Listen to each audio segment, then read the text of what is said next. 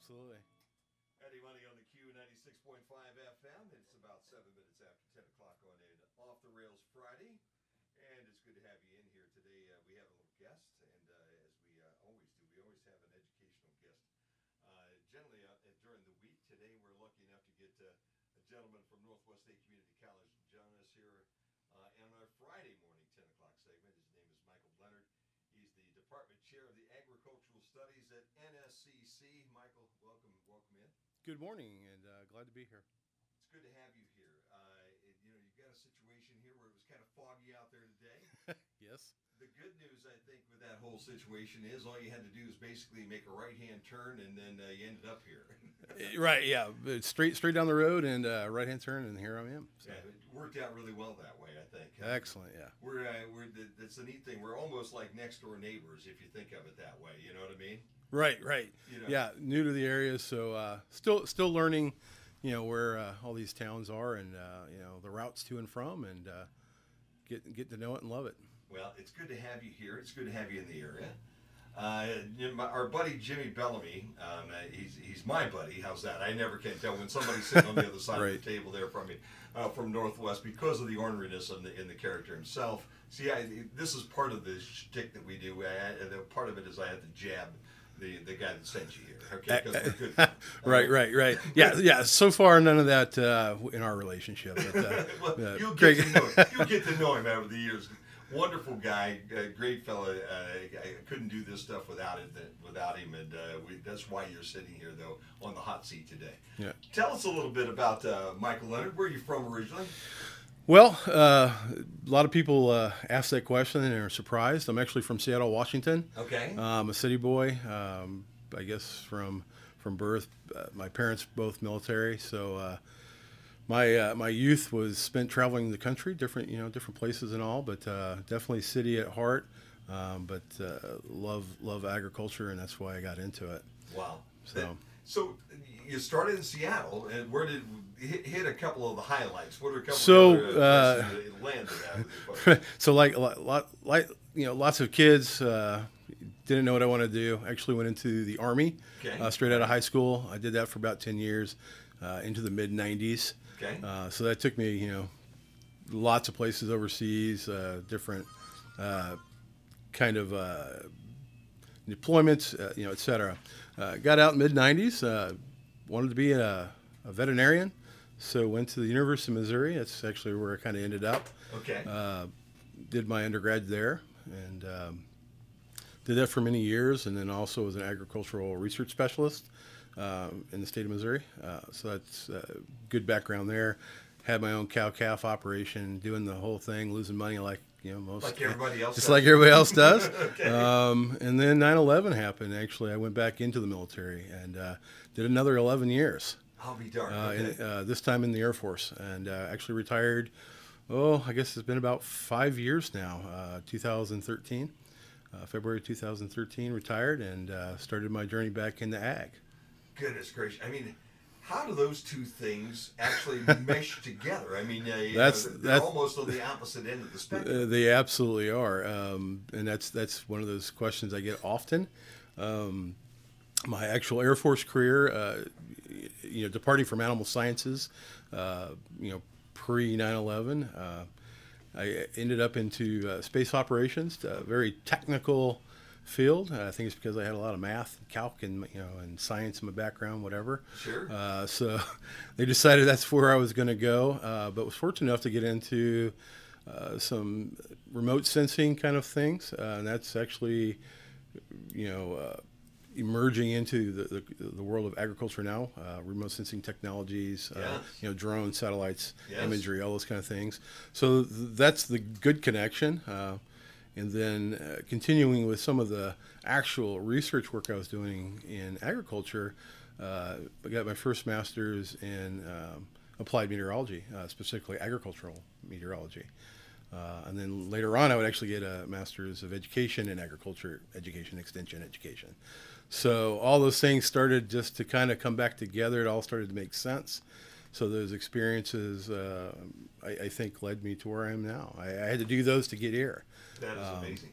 Yeah. It is almost like you take the most sophisticated, because that's what farming is nowadays. You Absolutely. take almost the most sophisticated technology in the world, and you go right back to the roots of the dirt and the soil and the water and the climate and everything else, and you throw the two of them together right now. So they finally have kind of come in hand at this point in time. They absolutely have, and that's kind of the direction that I see at least one of my programs going. And actually, it'll be the first one out the gate. Is we're going to put the agronomy back into tech. Okay.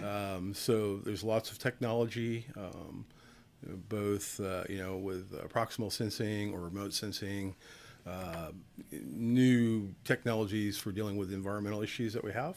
Sure. So we want to do all that, but we want to get the roots of agronomy back into that tech. So our students, our graduates that go into this field are ready to help solve the problems as opposed to just being a worker. Yeah. We want them to be on the leading edge of solving our issues. There has always been a relationship between the farmer and the land. They try to take very good care of it. Oh, absolutely, they do. And they work really well with it. But sometimes maybe they haven't in the past had the knowledge and the insight that they needed until now. Absolutely. Again, I had cow-calf. Now, I wasn't doing any cropping. I had forage, and I did intensive rotation with my cattle. Yeah. But there's clearly things that I cared about my land, and farmers do care about their land. That's, if anything, in some public perception, that might be a bit of a misconception that they just farm and there's no actual thought to the input, but there absolutely is. Yeah.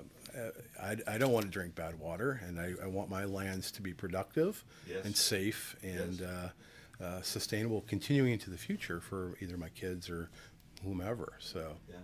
Well, it is an interesting lifestyle, and it is a very difficult lifestyle for anybody that's living it still. We joke oftentimes nowadays of the modern farmer sitting up in the middle of his $250,000 thresher or whatever with the AC going and the satellites and everything else, and just sitting back and doing nothing. But I came home twice this week from the fair because we were up at the Williams County Fair, and I live on the edge of the farm country here on the east side of town, in between you and us in Northwest State actually. And last night at 10 o'clock, or the night before at 10 o'clock, who's out working in the fields that have tomatoes in them at this point in time, but Sure. half a dozen trucks and some equipment, and I don't know how long they worked that night, but they were there all night long, and they were back out the next morning. So it is a difficult lifestyle, even with all the new modern technology. It really is. It's quite honestly, it's 24/7, 365. Yeah. Whether you're physically in the fields, on your $500,000 combine, or Exactly. or just walking your property, understanding your soil issues and or nutrient problems or whatever, or just thinking about the economics of your business. Mm-hmm. That I'm sure that weighs on most folks' mind 24/7. Yeah. Because the challenges are never ending, either with technology or regulation or markets or other world events. Yeah, no doubt about that. All right, before we get back into music and take a little break, Michael Leonard from Northwest State Community College. How'd you get here? Where'd you come from here in the last job? Because I know you've not been here long. Yeah, so I just, let's see, April was when I started, and prior to that I was actually in Southeast Ohio at Hocking College. I was the agroecology program manager, trying to integrate ecological principles into farming. Okay. Not necessarily left, right, in the middle, just trying to take the best approaches to crop production and or animal production, all things ag. So Yeah. And what brought you here to the Northwest job, Ohio? Yes. actually the job, I saw it and I was like, wow, that really sounds like what I want to do, based on my personal interest and the ability to solve some issues with our watersheds and nutrient management issues that are continuing. Just the opportunity to take some of my background, my knowledge, the technology that I've been exposed to, and try to do good for our region. Fantastic. Michael Leonard with NSCC is with us. He'll be here all hour long. And as always, we'll toss in some songs because that's what we do best around here, man. We're a classic hit station. 96.5 FM, Firefall. Excellent. There you go. Good? We're moving. Yep, everything's going well. Move your mic just a smidge. Oh. I'm going to just kind of reposition it real bit. Okay. I think it's kind of, you're catching just the edges at times when you move, so that's straight in front of you. And Okay. good. How's that? Sounds good. Sounds good, though. And it just is, with those mics, you move a little bit. And No, go it's a little hollow. Or so they're, yeah, they got a little bit of a, what their cone is, depending on how. Once you get that sweet spot dialed in, then you can kind of move around and do whatever you want to do, and then it always stays in there. They're phenomenal microphones with their, Yeah. you got to get a spot where you want to spot it on. Awesome. Yeah,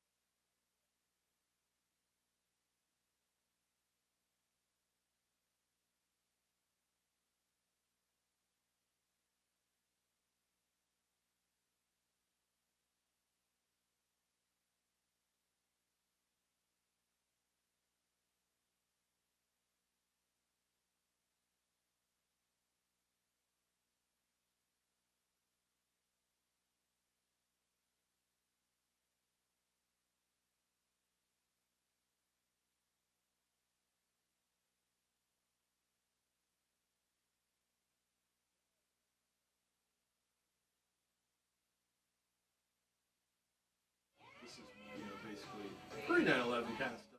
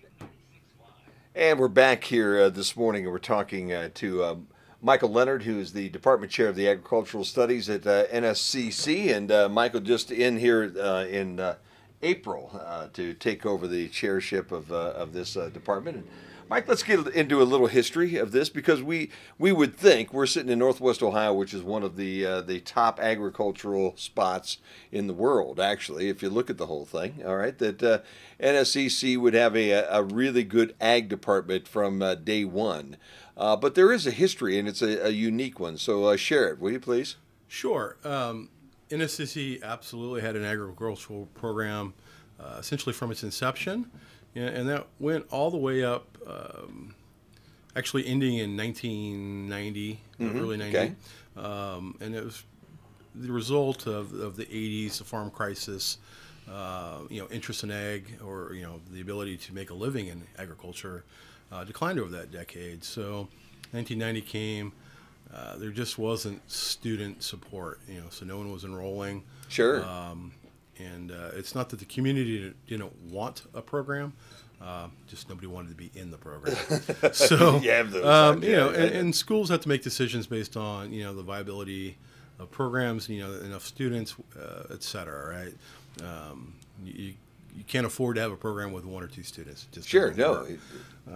So we fast forward to roughly 2015.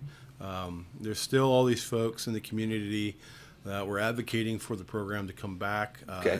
It's a product of many years, but essentially around 2015, an advisory committee met and recommended some programming to return.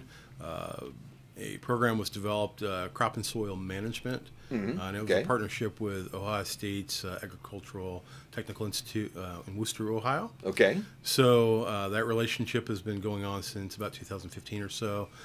We're in our third year. But some of the challenges with our community students being able to complete those programs has made it difficult. And Ohio State has their own challenges, and they're changing curriculums as well. So our goal is really to get our students completed in their degrees, and that relationship made it a little hard. So that's kind of where I come into the picture. Okay. Is that we wanted to create a program that made it more accessible for our students. And I'm pretty sure you're aware that most of our students are part-time. Sure, and I was going to ask, give me a definition of maybe who the average ag student is nowadays here. Well, for the students I do have, sure. that ranges anywhere from what I call your traditional freshman, 18 years old, up to mid-30s. Sure. And everything in between. And these folks go part-time, and they don't want to necessarily travel a long distance to complete those things. And honestly, the willingness to do things distance-based is it's a mixed bag. Some people embrace it. Some people would rather be in a classroom face-to-face with their instructor. They see value in that. So we have everything in between. So since being here, my first goal was to take our current crop and soil management degree and create that program 100% at our campus. Okay. To solve that barrier of distance and time, and or wanting to be in the classroom. Doesn't mean we won't do online courses as well. Sure. And actually, my goal is to make all those kind of options available throughout the entire program.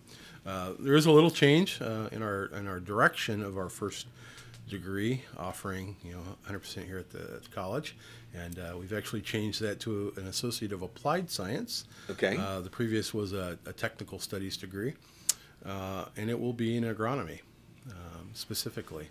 So more of the science end of the business than the business side, but we have an agribusiness program right on its heels. Matter of fact, I'm starting writing that program now. The new agronomy program is actually in its process of a long process of getting approved, first at the college, then state, and then Higher Learning Commission will finally, give us a stamp of approval. And how long does that take normally, Michael? Well, I hope it doesn't take long. So internally, I mean, you just never know because things, schools will give courses. It seems like it all comes in batches, and then there's these periods of just nothing. Sure. Internally, we should be able to. I guess, let me put it this way: my goal is to get it through the state by the end of this year. Okay. So all right. there, and then we'll send it off to the Higher Learning Commission, and that process does take a little longer because obviously they're dealing with all the schools within their. Is that a state? Is that a state? That's a regional accrediting body. Okay, regionally being Midwest, how far? It's actually kind of a weird map. You'd have Okay, to look at it. okay. But yeah, it includes many of the schools in our region, but it kind of extends into other territories as well. And Okay. there's many regional accrediting, not many, but The country's divided right. into several different regions. Right. Okay. And they don't necessarily make sense on a map. That's normal. It is. It's a little hard to explain. You always wonder when they put those together. I've always questioned, because a lot of these commissions and all and accrediting organizations came up a long time ago when they still did the 3 martini lunches. I'm not trying to be disparaging or anything. No. But when you look at some of the maps that are drawn, you start to wonder a little bit. They down in Alabama when I first started, they had some descriptions for that will leave off air. Okay, but right. They all did have something to do with the drunken mule. Okay, that helped them draw those lines oftentimes. And sure. So when you look at those, they don't make sense all the time. Right. Okay, so potentially maybe by next year, by the next year's class. So the actual program launch date we are anticipating for fall of 2019, so academic 1920. Okay. And very, very doable. We expect that it will get through the HLC process, mid to maybe late spring, but definitely, March timeframe, April timeframe. Yeah. And then we'll launch that program in the fall. But we're not waiting for it to be approved. We're out there promoting and, getting ready to actually hit the road to schools and get the word out that agriculture is back at the community college level. Which is a good thing, yes. Particularly from a value, standpoint. It's much more affordable, and I believe that the content that I put together is highly relevant and/or innovative and forward-thinking, which is that's important too. It really is. It really is. Yes. We want to teach towards what's coming, not to what we've done. So.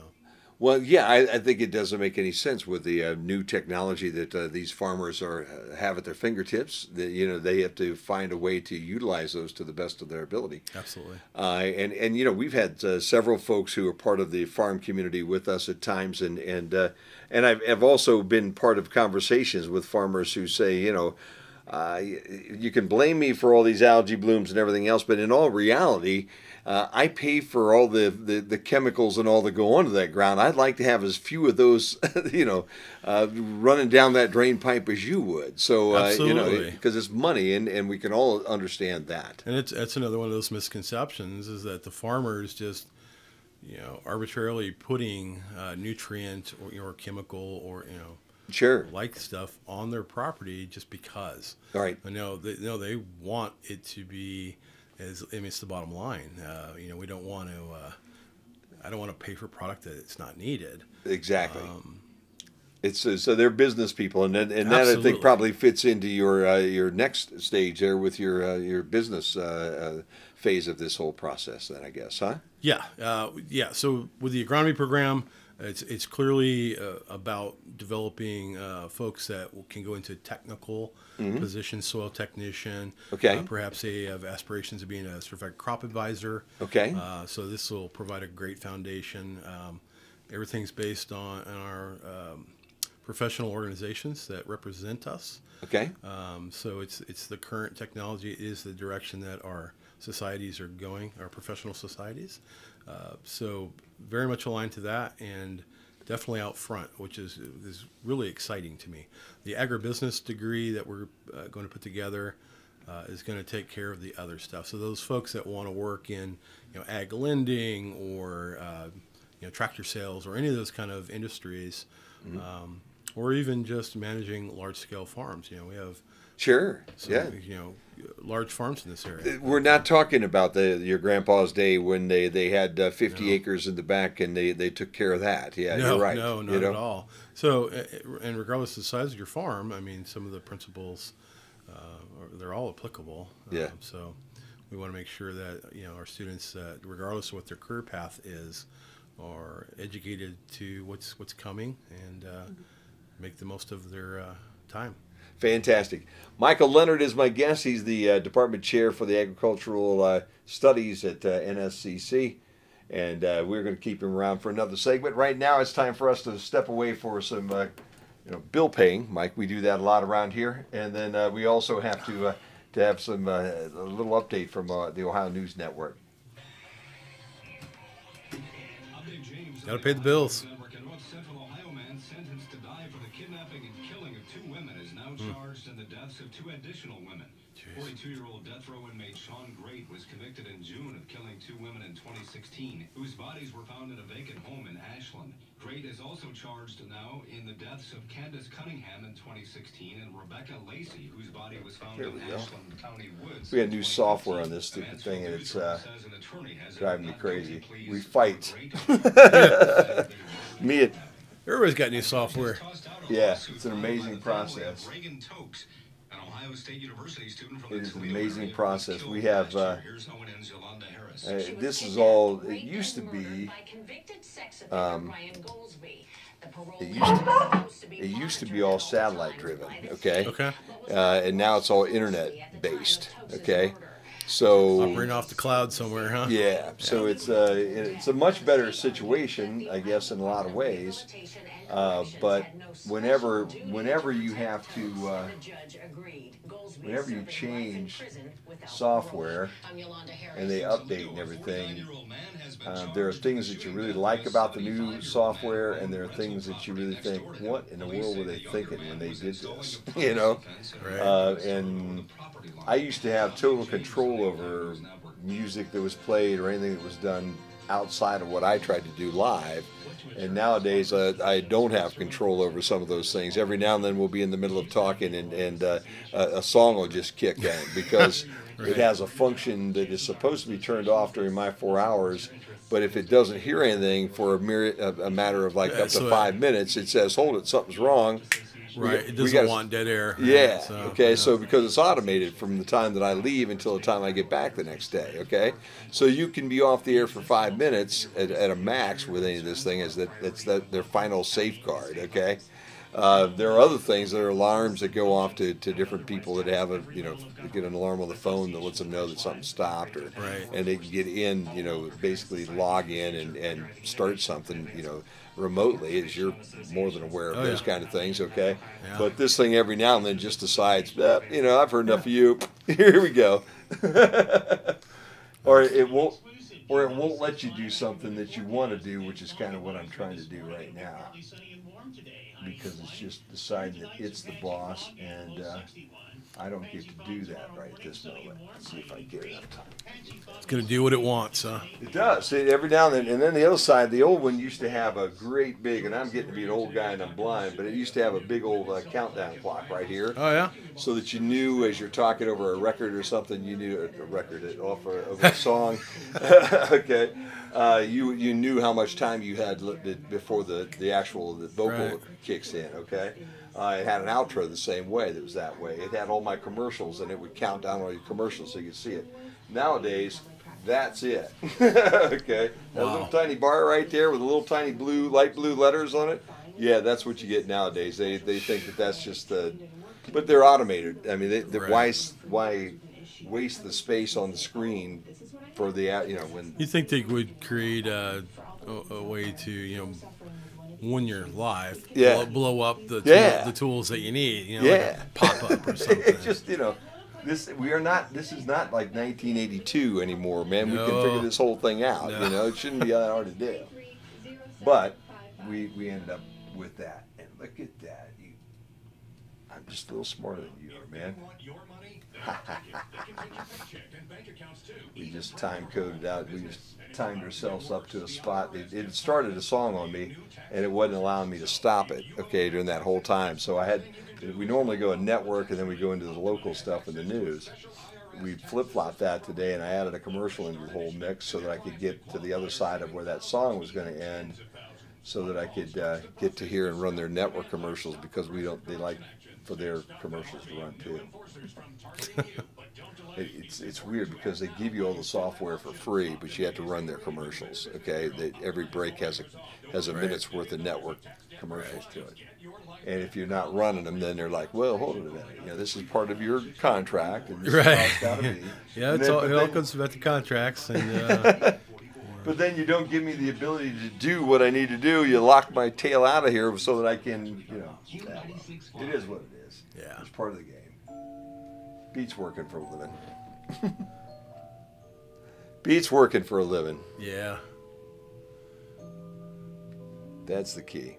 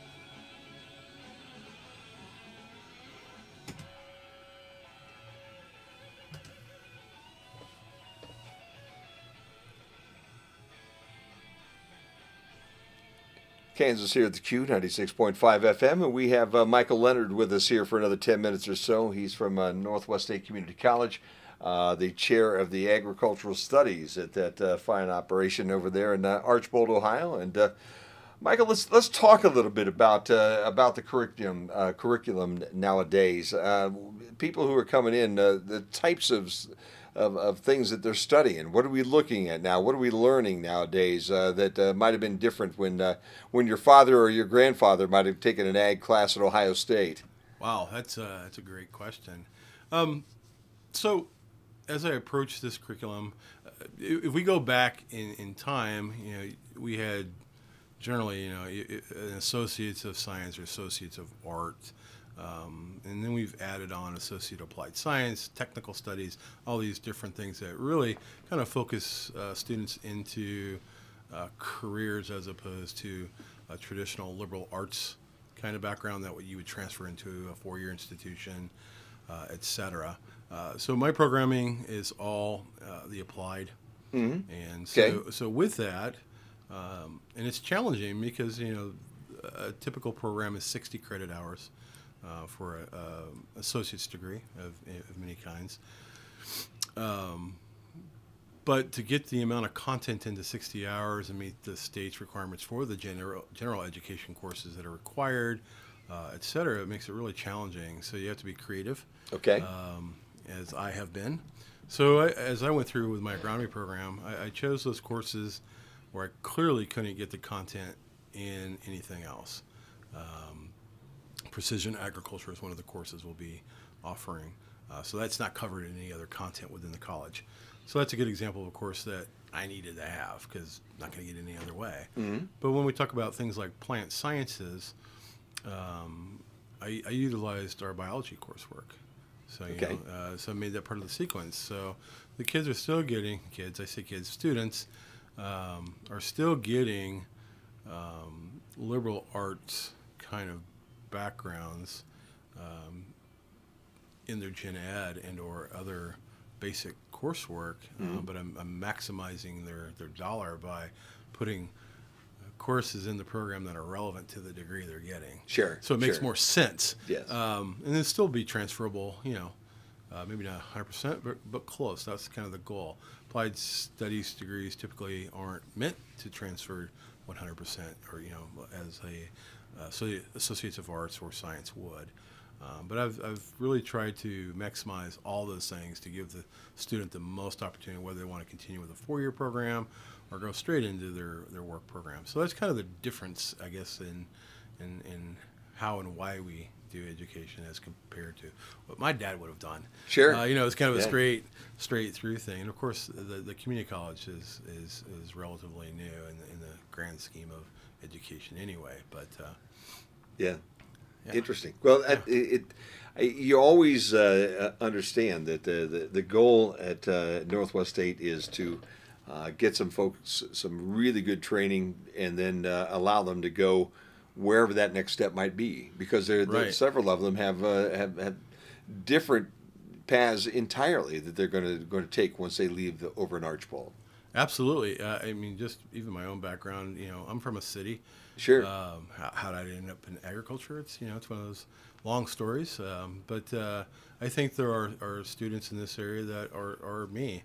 Maybe they're not from an agricultural background, but if I can get the message out and they can understand that agriculture is more than just cows and corn and soybeans, et cetera. There's a lot of opportunity on the periphery, particularly in technology and some of the emerging, innovative techniques and practices of modern agronomy. And I think that's exciting. Sure. Whether you're from a farm or not. I want everybody to be involved. I'm a little biased. I want everybody to be in my program, but, hey, I think we can, solve some problems and have a good career path as well. Fantastic. I told you almost an hour ago that we'd start to talk, we'd play some music, we'd pay some bills, we'd talk a little more, and we'd repeat that cycle. Yep. And then we'd look at each other and say, an hour is gone already? Well, an hour is gone already. How's that, Michael? That's quick. Yeah, It goes very quick. So I guess what I'll ask is once you get things going a little farther down the line and have some new things to talk about, come back and join me again, will you please? I sure will. I'd love to talk about the other programs we're going to develop and some of the other things that we're working on that are associated with the program but are kind of, bonus material. We'll just call it that. So there's some exciting stuff we're working on, and I'd absolutely share that once it's ready to be shared. Tremendous.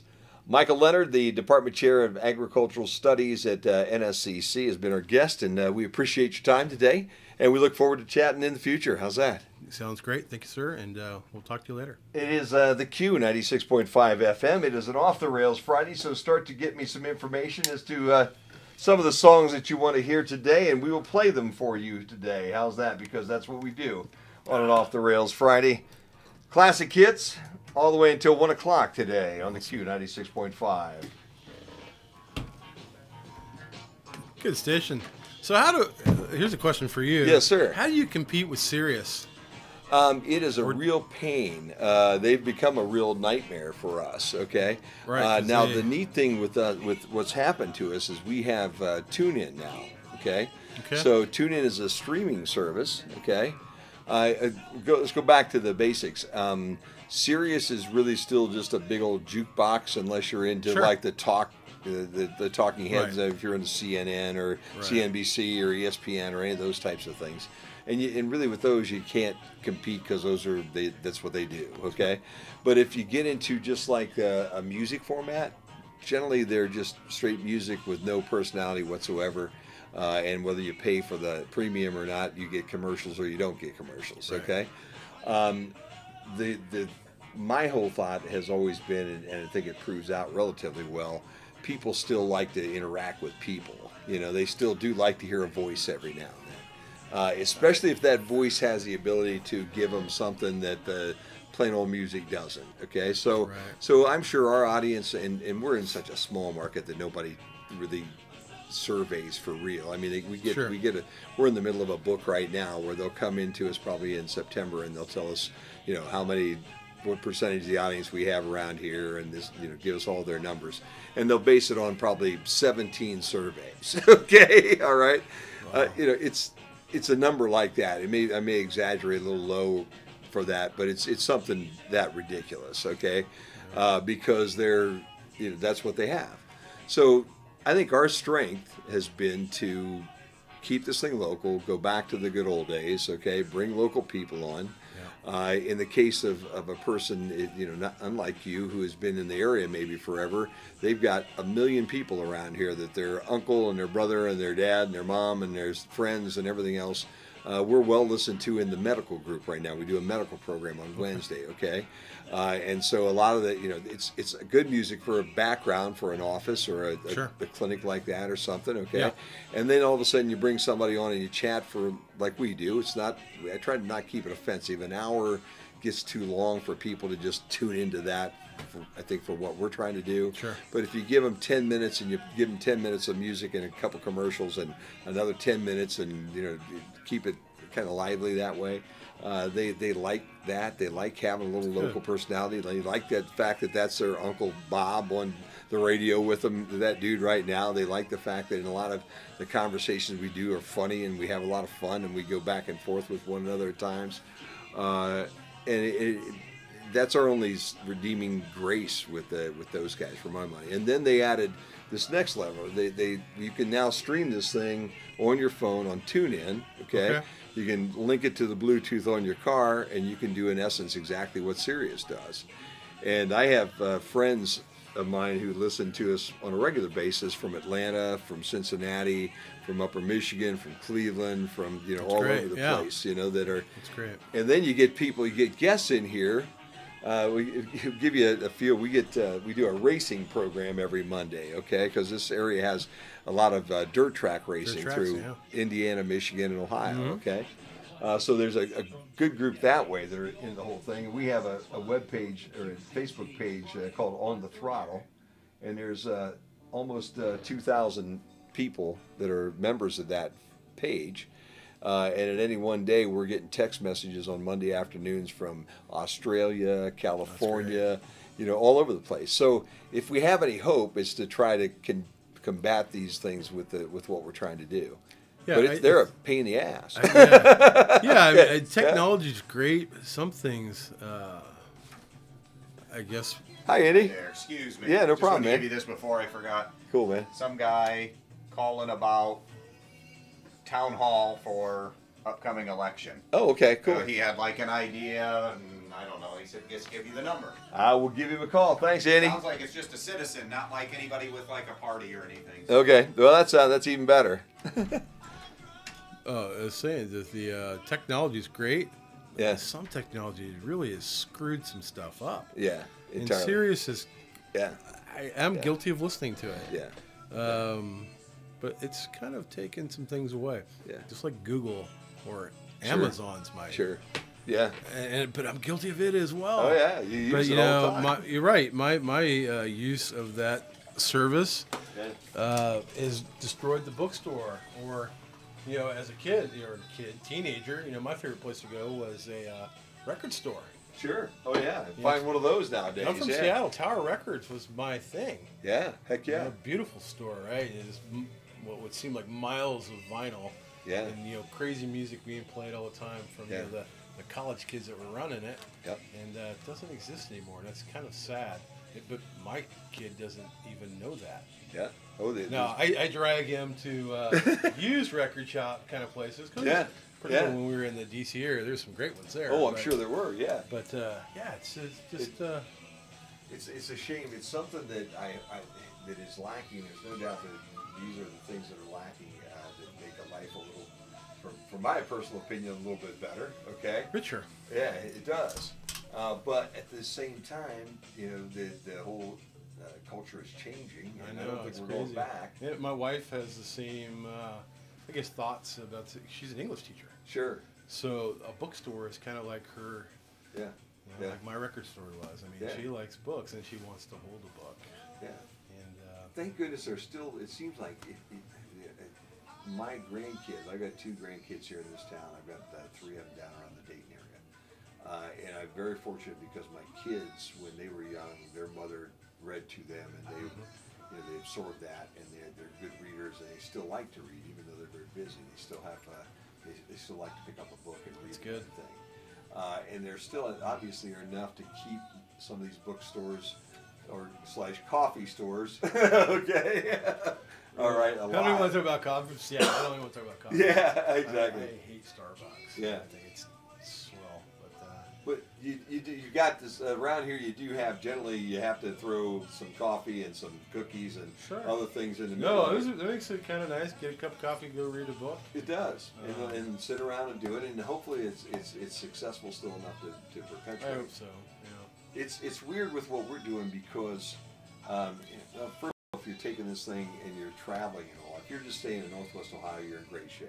Right. Our signal covers this area up here, and anywhere you're going to go, if you're going to Defiance or Napoleon or Bryan or Wasion or whatever, in the lower Michigan and into Indiana a little bit, you're great. Now, if you're an over-the-road person and you're going to Indianapolis every day or Detroit every day, well, there comes a point where you run out of room, and then you do have Sirius at that point in time, or you go now to a tune-in and you keep going. But we've been really lucky because we have started to build up a group of folks that kind of like what we're doing, follow what we're doing, listen for 4 hours, and then we lose them to Sirius in a lot of cases. Okay, That's better than not having that. Exactly. So.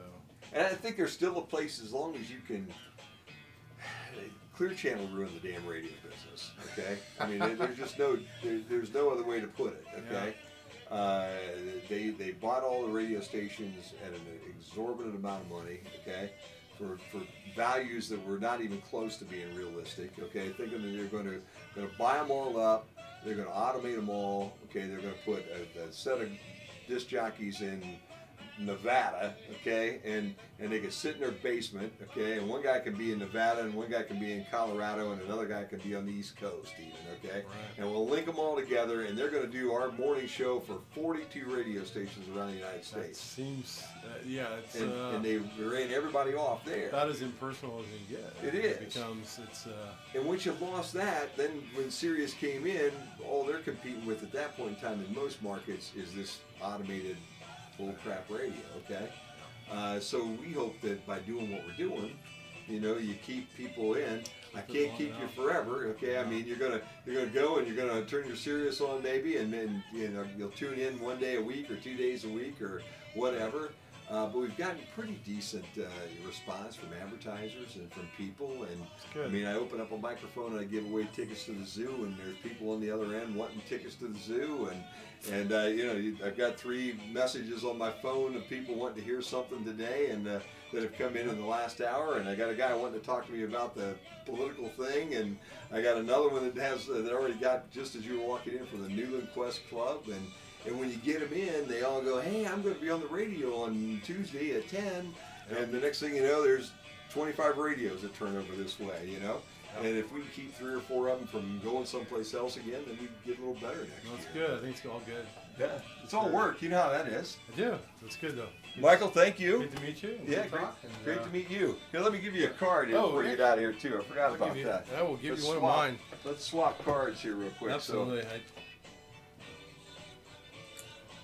just change those 2. That's what I do. And cool, very good. That's our standard. Standard business card, man. Well, that's they all look the same, I guess. President looks a little different. I think he's got his picture on his. Oh, there you go. Well, he's the boss, man. He's allowed to do what he wants to do. He's a good boss too. So I think he got a good one. And I do too. So. Yeah, I mean, Dr. Sticky was just a great guy. Oh, yeah. Everybody knew him. He still is the salt of the earth type of guy. Yeah. But now, as you're transitioning into this next level that college has got to go to, he had run that time. It was time for him to walk away. He was in here, and we honestly did almost a solid hour one day, just because we got started and things were going so well, and his memories and his histories and the things and that and his perspective. I mean, you got to the point where I kept going, well, I need to play a commercial here, and I hate to, but I'm going to, you know? I've had, and I know why, but I've had lots of conversations with Dr. Sticky. Yeah. Because we have this overlap of that individual, and it was, just some of the stuff that we talked about. Yeah. He's a great guy. I mean, it was stuff that I dealt with there, and I'm surprised the school is even here based on what you talked about. Oh, yeah. It was craziness, right? Yeah. So, well, I asked him a question that day, and I thought it was the most interesting, and I can't really paraphrase his answer, but we actually got so far off the field that day that I said, so why is it that old guys like you and me, time speeds up so much, okay? I mean, you know, because it seems like 30 years ago, 50, I'm 64, I don't know where he's at, but he would be probably right around my age or maybe a couple years old. If I was 10, it seemed like it took forever. Okay, right. At 30, it still moved a hell of a lot slower. And now all you hear from people our age is, "Man, where'd last year go? Right. Where'd all this stuff go?" And he actually sat there and answered that question to the point where I went, "You know what? I've never ever thought of it that way or looked at it that way, but that makes total sense. Yeah, I understand." And it all had to do, the repetition of times that you've done something and this and that and the other, and think about this and that and the other, and it used to be hard, now it's easy, so you do a lot more, and you do this and that. And by the time you got done answering, I'm sitting there thinking, well, yeah, that's probably, you got her. Another hour has disappeared. Yeah, it has. Hey, good seeing you. Yeah, good talking to you. If you got anything at all, let me know. If there's things we need to help you promote, if there's a date. Those things are coming. Next Tuesday, this is happening over here.